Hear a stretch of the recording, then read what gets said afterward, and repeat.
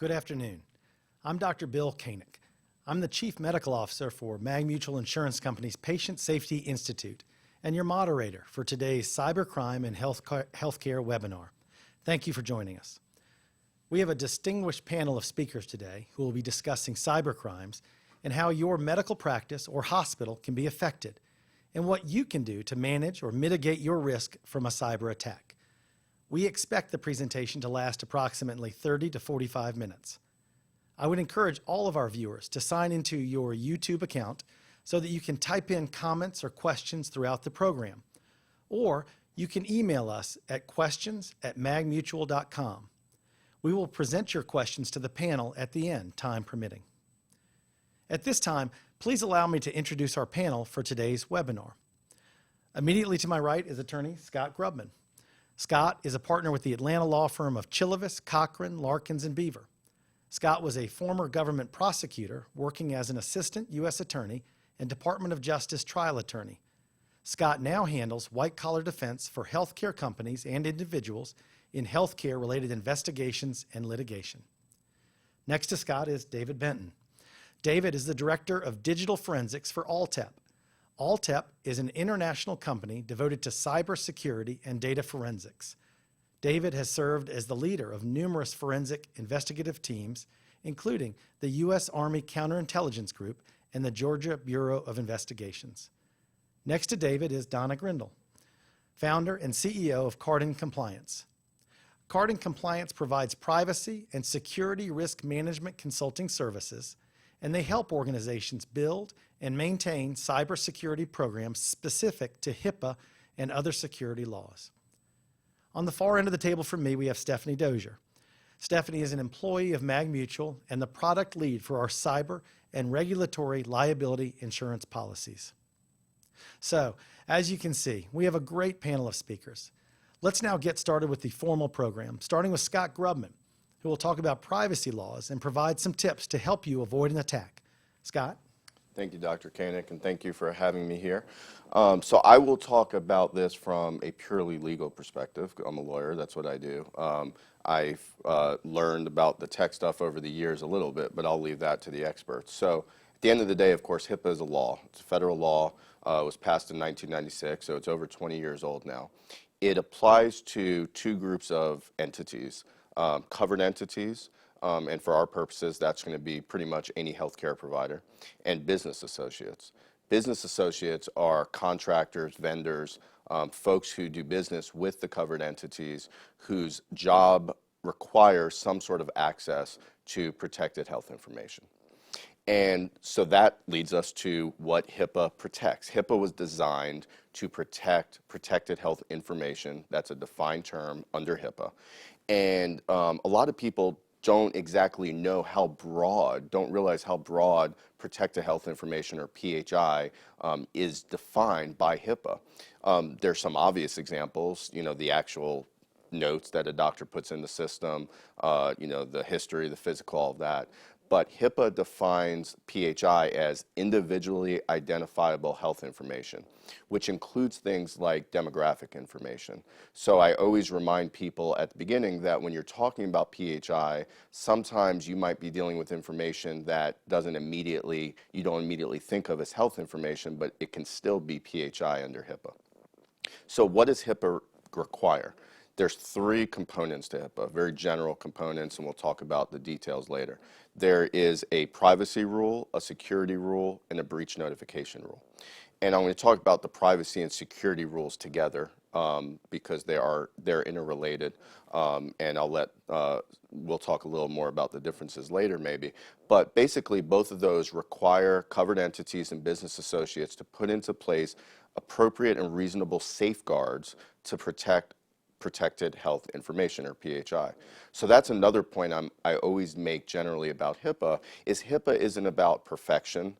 I don't think there's a covered entity or business associate out there that can absolutely guarantee itself it will not be affected by some sort of cyber criminal or some sort of issue when it relates to PHI.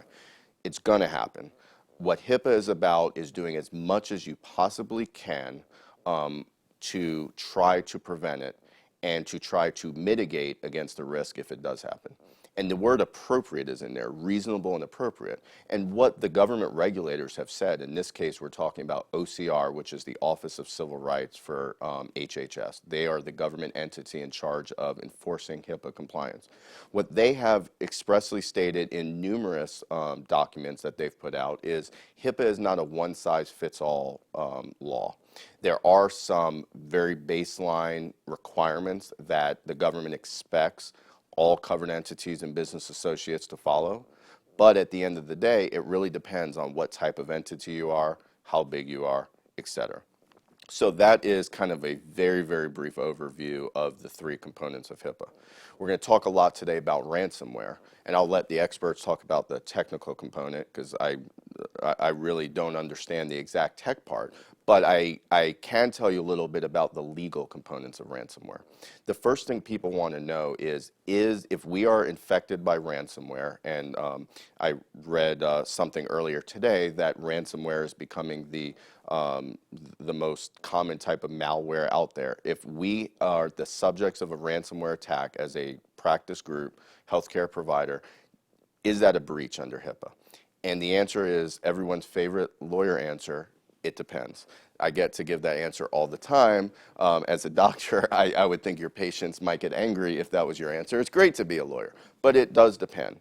Now, the important to remember, the presumption is that the answer is yes. So you start at that presumption, and the government will say if you were attacked with ransomware, then the presumption is there was a HIPAA breach unless you can overcome that presumption by looking at certain factors. For example, what type of information was accessed, who accessed the information.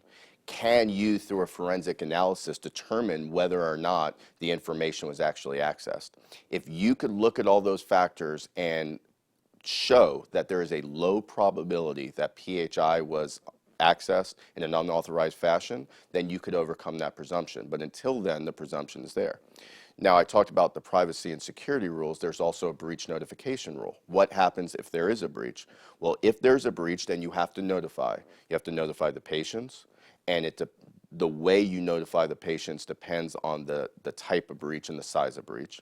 But you always have to notify the patients, and you have to notify OCR, again, the Office of Civil Rights. And OCR usually will open up an investigation. Whether to pay ransomware is always a question I get. And although there is a legal component to that, there's really no answer from a legal perspective. OCR takes no position. I have not seen anyone from OCR say definitively you should pay, you shouldn't pay. The FBI has put out some guidance on the topic. They do not give the answer.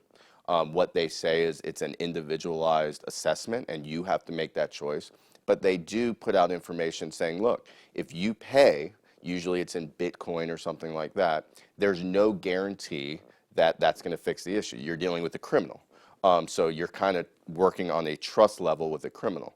That's the legal answer. Now, from a reality standpoint, oftentimes there's not much of a choice. Oftentimes, unless you have put in the safeguards beforehand, which we'll talk about, like having an up-to-date backup of all your information that would take away the necessity of paying ransom. Sometimes a hospital or a large healthcare provider or small healthcare providers put in a position where they have to pay. From a legal perspective, there's not an answer, but it's something to definitely consider and take a real close, hard look at depending on the circumstances. I'll also talk for a minute about the collateral consequences of a HIPAA breach. So you get hit with a HIPAA breach, you have to report it to the patients, you have to notify the patients, you have to notify OCR. So that's going to be essentially automatic anytime there is a HIPAA breach. But from a legal perspective, there are some other potential consequences. What we've been seeing are parasitic lawsuits that are filed after the fact, a lot of class action lawsuits where some plaintiff's lawyer will gather a group of patients and sue for a breach of some sort of state privacy law. Typically, we've been successful in defending those and getting those dismissed, but unfortunately, it's expensive to get there. And business disruption. I mean, think about there are going to be patients calling, complaining. You're going to have to take staff away from their typical jobs and put them on, answering the phones for angry patients. So these are the examples of various things that a practice is going to go through if and when, unfortunately, sometimes the word is when and not if, they're hit with one of these things. So that is a very general overview. Obviously, could talk for hours on it, but general overview of HIPAA from a legal perspective. Great. Thanks, Scott. Now let's hear from David Benton, who will talk about some common mistakes in responding to ransomware attacks and how to prevent them from happening. David? Thank you very much. So many times when a ransomware event happens, a user will walk in, sit down at their computer, and expect to be able to access the information the way that they've always accessed it. And then they will discover all of a sudden they can't access the information that they needed. They'll call the help desk can't access the information, and then the hair becomes on fire because now the information that they need in order to help their patients, they don't have access to it. And in some cases, they don't have any paper records to fall back to, so now what do you do? So the things that we typically come in contact with as an incident response company is we'll be called in to help figure out what a company needs to do. And the first thing that we find that most people do not do is they don't collect the evidence. They're so panicked and worried about how do they get their systems back up and running, how do they gain access back to their information, that they don't collect the necessary evidence that they are going to need in order to defend themselves against any legal claims, against allegations made by the government or any other entity. So the very first issue that we see is most people do not initially collect any evidence. The second thing that we see people do is they're rushing to get all this information back online is they just start rebuilding the computers. And they don't think, the information that they'll sit down at their keyboard, they'll call their IT guy, it's a critical crisis, they have to come in and fix this right now. The IT people, they're wearing the little hat with the propeller on it. It gets really spinning around. And so the first thing they want to do is start reinstalling the operating systems. So we'll go in and, they'll ask us, hey, we need you to do a forensic exam. And our question is, okay, where are the computers? And we find out that the operating systems have all been reinstalled. And that, unfortunately, wipes away many of the artifacts that we're going to need to look at in order to help defend them from those claims. The other thing that we find is simply people do not have logs about the information. So they don't have logs about who came into their system, when they came into their system, what IDs that they use.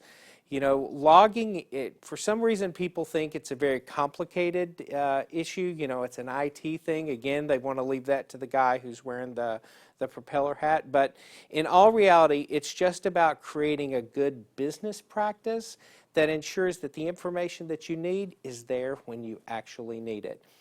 Another thing that we commonly see is that folks simply don't have backups. It is, I would assert that the only important data is the data that you ensure that you back up. And it's not just having one backup copy, but it's having multiple backup copies stored on different types of media in different types of places. Because, we all see large events that happen and a facility becomes unavailable. Something might get flooded. There might be another event that occurred that now precludes them from gathering the information that they need. So that's kind of some of the common mistakes that we see. And I want to talk just a minute about kind of how not to configure your network, because today is an information age. We are sharing our information, and it honestly allows us to work far more efficiently than we ever have in the past. And so, but we see the same common mistakes over and over and over again. For instance, everyone knows that you need to have a firewall. If you have a network, you have to have a firewall up. Yet we turn around time and time again and we see people who port forward things through their firewall, meaning they pass things through their firewall into their internal network without realizing the full scope or implications of what that's going to mean. We see people who think of their firewall is going to store all the logs that they need to protect them in one of these events, or is going to provide the information. Something you need to bear in mind is that a firewall, if we think of a firewall like a castle wall, you have your castle on the inside, you build these really strong walls, and at the entrance to that wall, there's a person there, and that person is saying, you can pass or you cannot pass. But if you think about, in using that sort of analogy, if you ask that person 2 weeks ago, who crossed through the gate 2 weeks ago, they're simply not going to know. They're not going to have a memory that goes back that far.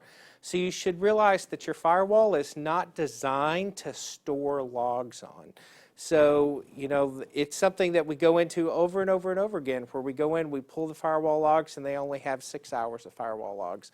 And the event happened a week ago.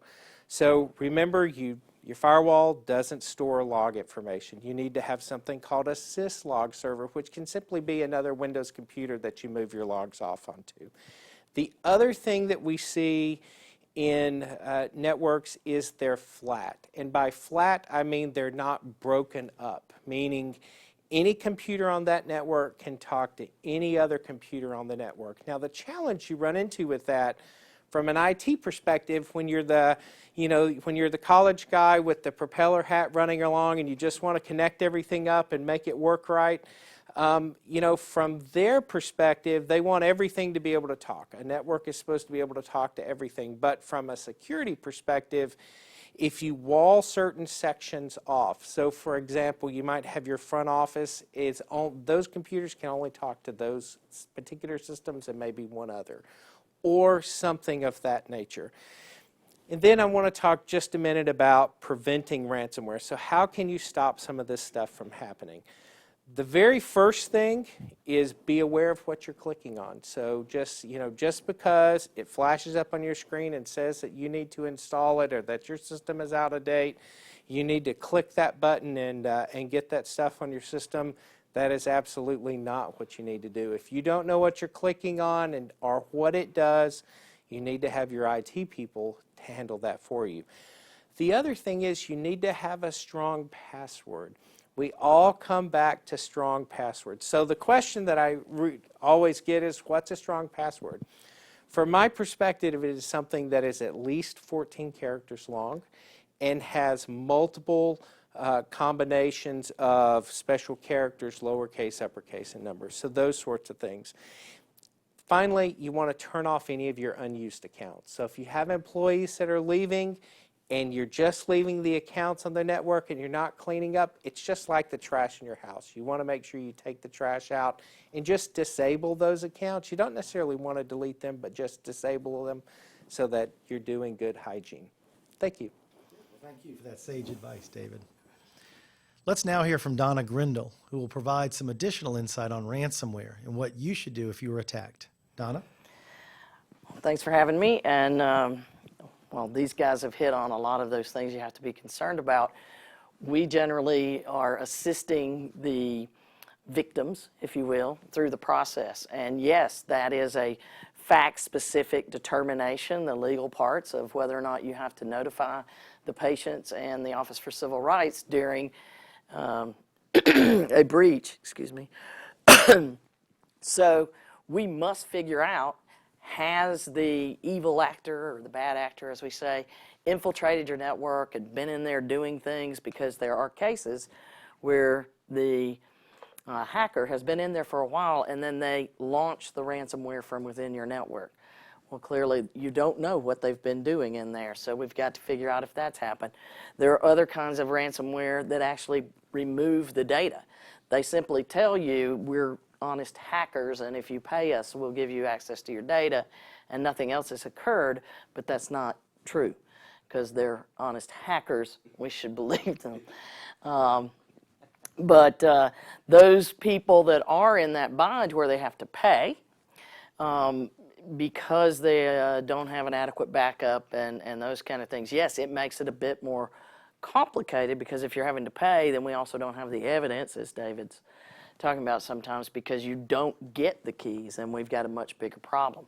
So when you go into these scenarios, like it could happen today before you go home, you never know when it's going to happen, and it's never convenient. Most of the time on Friday night at about 4:30. But when you go into these environments, there is that hair on fire moment. And during that time, you don't want to make mistakes.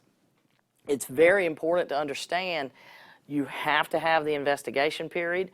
You have to shut down your network and stop the spread, because if you leave everything up and running, well, it's just that computer. No, it's already hit something else, almost certain. So to just try to have things up and running and keep working is not acceptable. So what's key to being able to properly respond and be prepared for these things to happen, because as we mentioned before, unfortunately it's not if, it's when.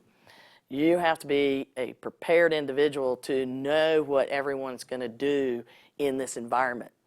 And it's panic moment, and that's not the preferred method, to everybody just run for the exits. It's not that helpful.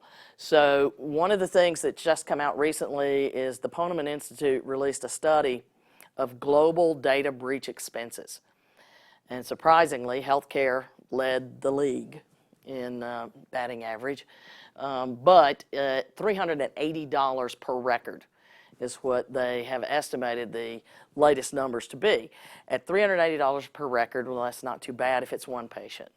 When you start to say it's 1,000 patients or 200,000 patients, and what if you get to 1 million, because we know plenty of healthcare environments will have that many, that becomes a huge number. And the number one way you mitigate that and reduce that number is by having a prepared plan. Have an incident response plan so that your people know what to do. Everybody's not just trying to figure out what happened. Everybody starts turning off computers and bringing them down and unplugging from the network, and disconnecting everything is the way that you stop this until you figure out what's going on. You have to have the diagnosis time. So if your staff is aware that they know what to do, and everybody's not just picking up the phone and calling, but then more importantly, what most people forget about is these investigations.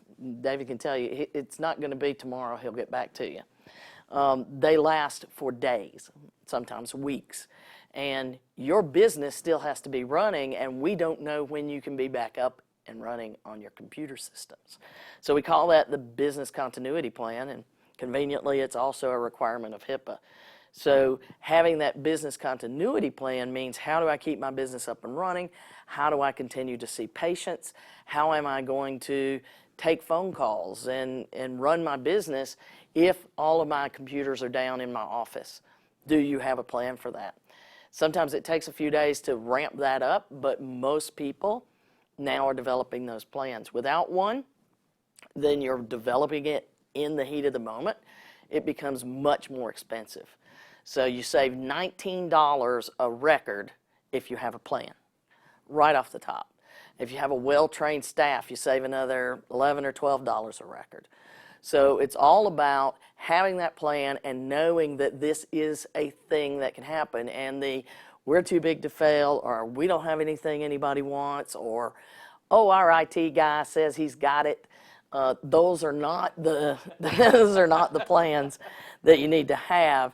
And that being said, we run into a lot of cases where the IT staff is not educated on the importance of preserving the crime scene. Throw up that CSI tape and bring in the experts and, shut everything down is not what most of them are trained to do. So it's very important that you ask your IT staff, whether it's an outsourced company or an internal group, that they get trained and make sure they know what's supposed to happen when the heat of the battle begins.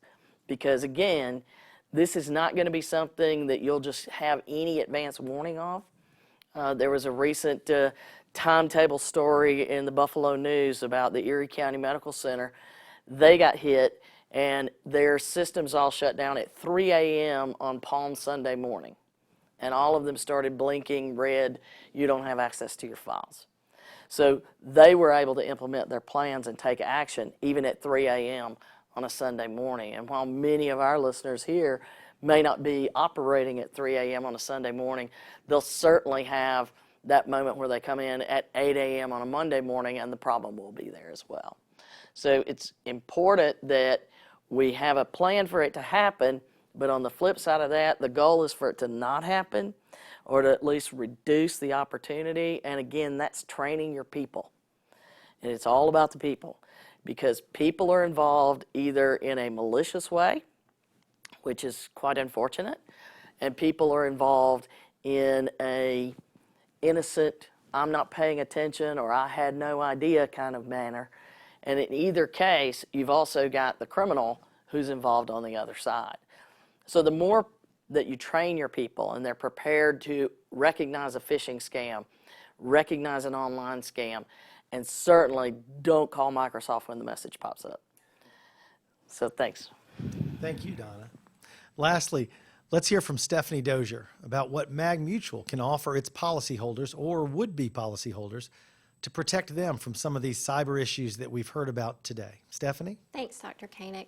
Well, I think so far we've definitely heard that cyber crime and breaches are definitely a highly technical and highly legal, have aspects of both of those. And so at MagMutual, we've developed a cyber policy that you can transfer the financial risk off of your practice onto the policy. So what I wanted to do today is go through what is a cyber policy, what does it cover, give you some examples of the types of claims that the policy would respond to, and then also tell you about our risk management resources that are available not just to our cyber policy holders, but to any of our policy owners, and how to access those. So first I want to talk a little bit about the cyber policy. We refer to it as our Cyber Plus coverage, and cyber insurance kind of has a unique nature about it because it has direct cost and indirect costs that we cover.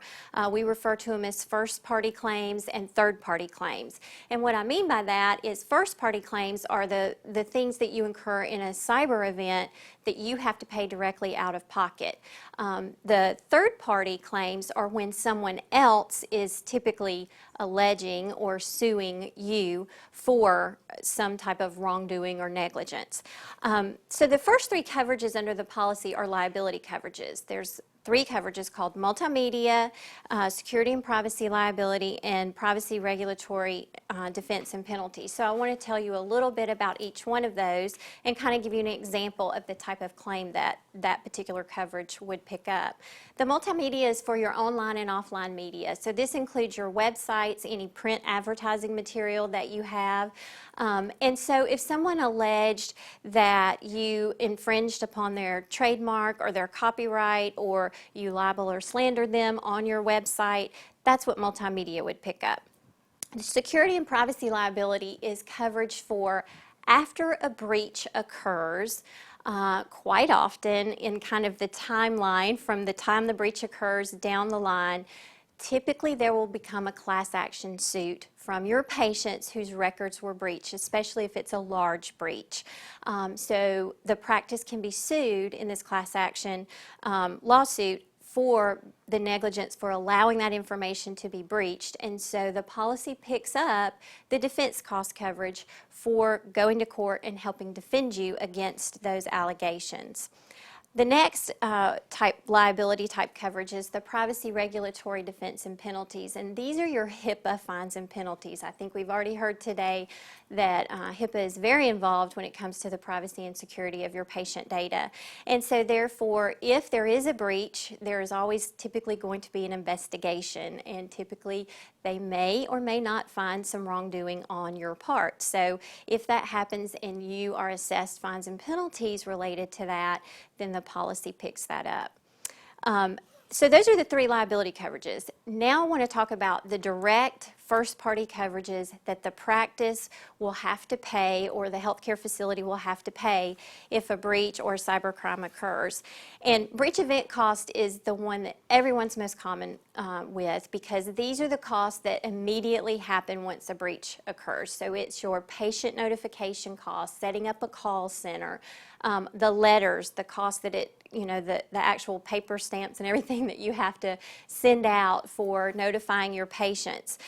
You might have to employ an IT forensics team or an IT consultant to come in and help you determine, like we heard earlier, was there really a breach? Was this just a ransomware and no information was breached? So all those initial costs. If your number of records exceeds whatever the federal or state requirement is, you typically have to make media notification. And in order to do that, sometimes you need help from a public relations firm. And so the breach event cost will help pick up those expenses as well. The next coverage that I want to tell you about that's under the policy is called Network Asset Protection, and this is coverage for your digital assets if they are compromised, damaged, lost, corrupted from whatever the occurrence that caused this, that we would pick up the coverage to the loss of the digital assets. And most importantly, which I think several of our panelists have touched on today, the loss of business income is covered under this particular coverage, because if you can't access your patient data, you're not able to typically see patients because there's critical information usually in your patient information system that you now can't access. So you may actually have to be closed for several days, and you're going to suffer a loss of income because of that. So our policy picks that up as well. And then last but not least, kind of the buzzword of the day, ransomware, which we call cyber extortion under our policy. And so the policy does cover the actual, what we refer to as the cyber extortion demand, the amount of money, the ransom demand, in order to release the data to get the security key so that you can get back access to your system. So those are the basic overview of the coverages under our policy, but I also wanted to talk a little bit about our risk management services. We've just recently launched a new program called the Cyber Center. You can go to www.magmutual.com, log into your account and go to our Learning Center, and you will see a new box there under your up-to-date icon. You'll see it right under that, and it says the Cyber Center. And when you click on it, you're going to choose what state that you're in, and then you're going to have open up to you 24/7 whenever you need to access it, tons and tons of information that can help you. And it's we've already talked about a lot of it. We have a template for an incident response plan, which Donna talked about, so you can download that for free, and you can use that to help develop, hopefully along with your IT staff or a consultant, to develop your own incident response plan. We also have information about state breach laws, the federal breach requirements. You can look up any type of the regulation, state or federal, there on the website as well.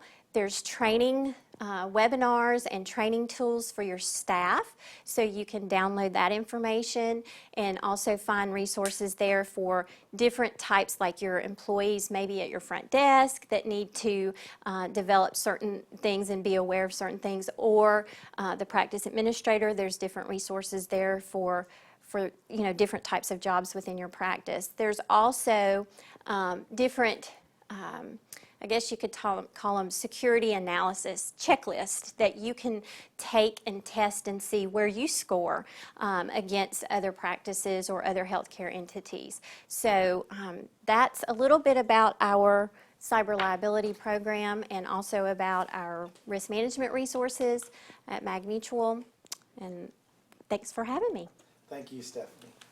And thanks to each of you on the panel for that very insightful discussion on cyber threats in healthcare today.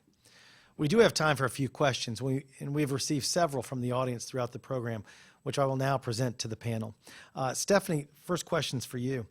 Does a physician's MagMutual standard physician insurance coverage include cyber coverage? That's a great question. So the answer is yes, but it's limited. It's not as broad as the standalone cyber policy, and also it's typically going to be limited to the $50,000, which is what the automatic included amount is. So, the answer is yes, but that's not going to be anywhere near enough for a large breach, and I think my other panelists would agree with me on that.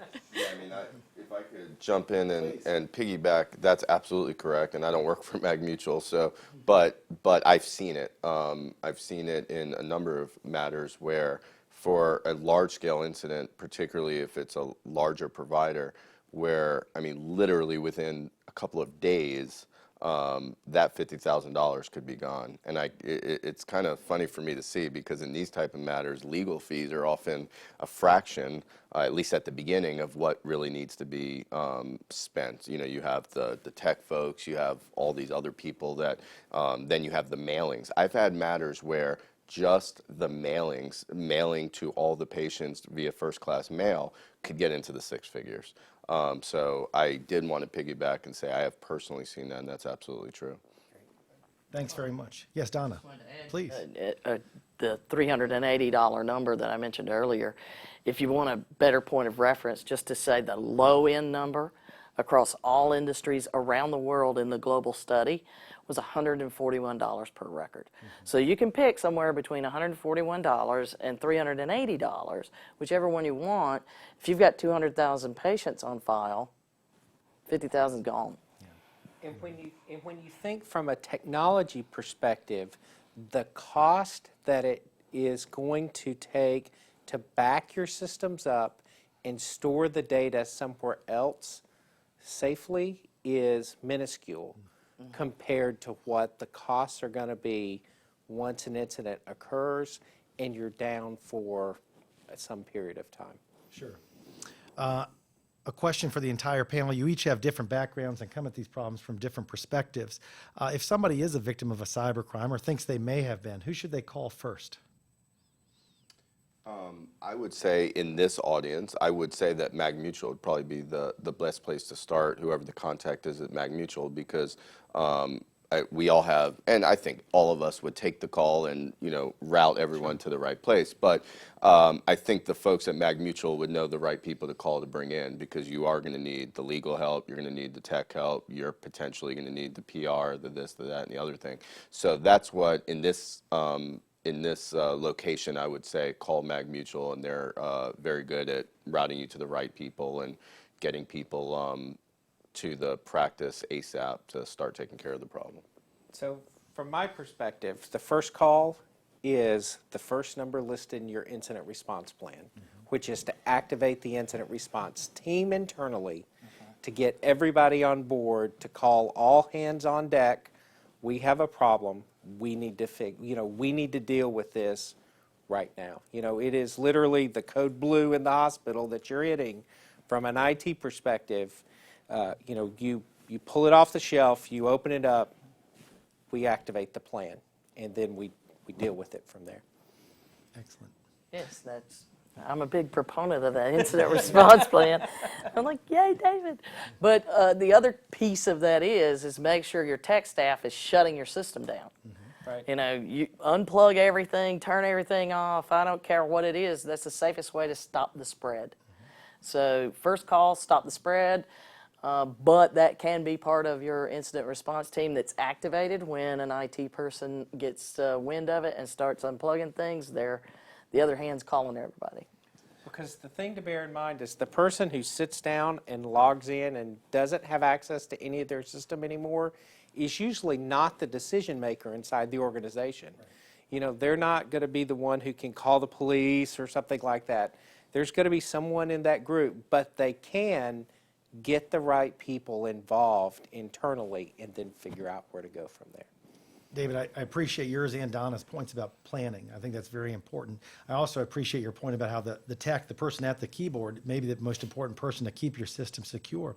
Right. Toward that end, we've had a question from our audience about recommendations for training resources. Are there any software resources any of you would recommend to train end users in safety? Like password discipline, for instance, David? So one of the programs that I go through every year, mandated, is through SANS, S-A-N-S. And you can just Google it. They have a user training program that is online. It's very comprehensive. It's video-based. You can take it and answer. You have to answer questions. If you don't answer the questions correctly, you have to re-watch the videos. So that is a good place to start, but it's certainly not the only one out there. Dr. Yes, Connick, Stephanie, we please. have those on our website as well under the Cyber Center where they can log on and they can have their employees sit through a program online and answer questions at the end. Excellent. Stephanie, is there any extra charge for that? No, that's completely free. Excellent, thank you. Free. Free's good, we like free. I will add yes, there's Donna. also, the SANS is called Securing the Human, is that the That's one? There's exactly multiple right, ones. yep.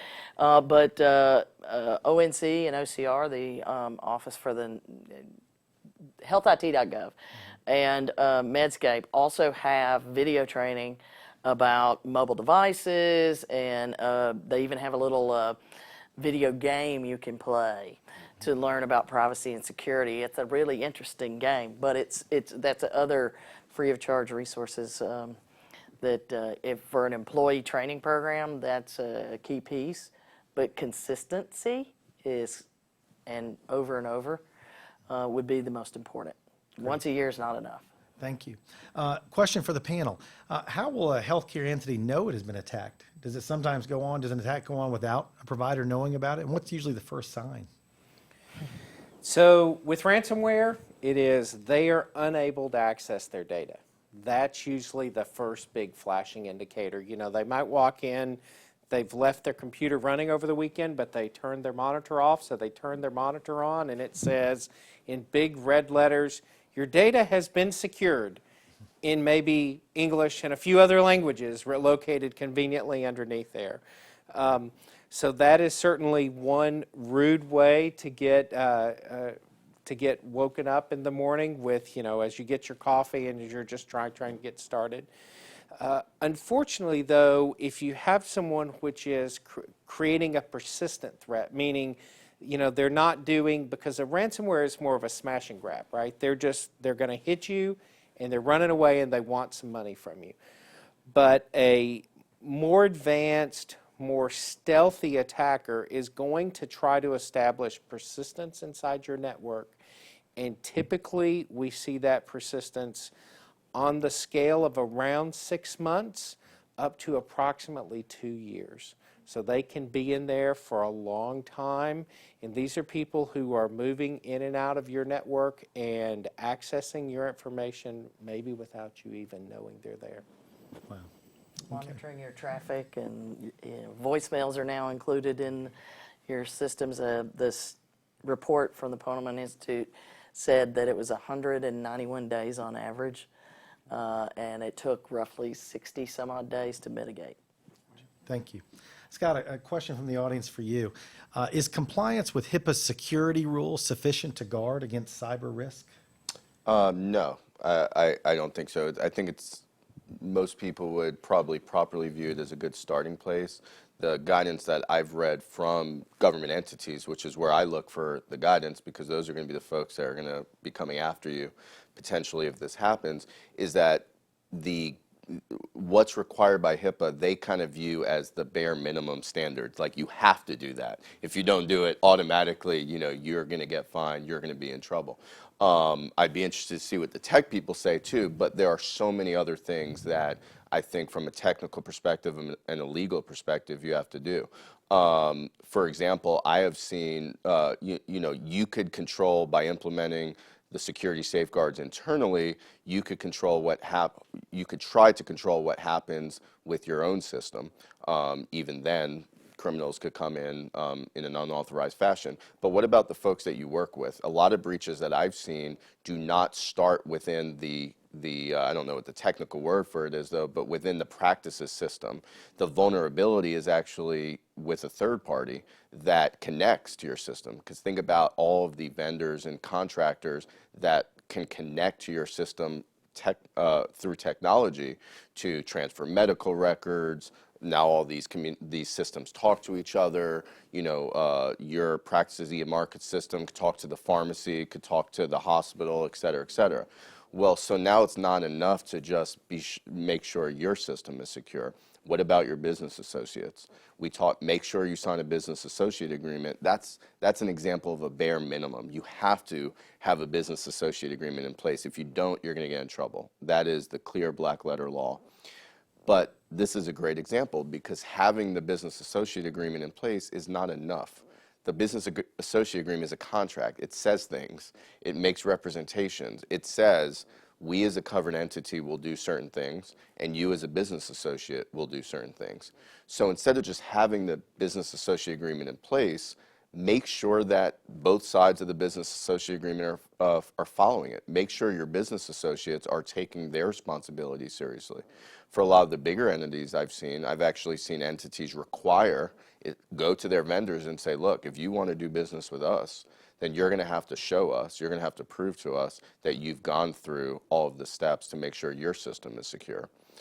So I think the things you see in the actual regulations should more be viewed as a minimum, as the absolute requirement. But I think the tech people would probably say if that's all you're doing and absolutely nothing else, it's probably not sufficient in reality. You have a big flashing target right over your head, right? I mean, no one should be, in your standard practice, you probably should not have people logging in from Russia into your systems. Mm-hmm. On your standard practice, you should not have people logging in from Gibraltar and the Netherlands and all these different places. They shouldn't be logging into your system, which your IT person should be able to check and see where the IP addresses are coming from. And also, you probably don't want your own employees going to websites in Russia or India or any of those other places. So, Great. Well, thank you very much, panel. I appreciate that. That concludes our Cybercrime and Healthcare webinar. I would like to thank our esteemed panel for their time and thoughts on this important subject. For any questions that we were unable to get to during the program, please feel free to email questions@magmutual.com or call us at 800-282-4882, and one of the speakers on today's panel or one of the doctors, nurses, attorneys, or other specialists within MagMutual's Patient Safety Institute will respond accordingly. Thank you and good evening.